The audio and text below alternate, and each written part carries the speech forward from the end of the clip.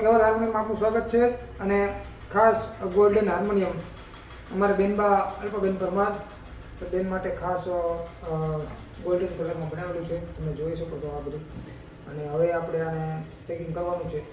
તો પેકિંગ કરી અને ખાસ બેનબાને ત્યાં પહોંચાડવાનું છે. તો ચાલો હવે પેકિંગ કરી અને આપણે પાર્સલ કરીએ.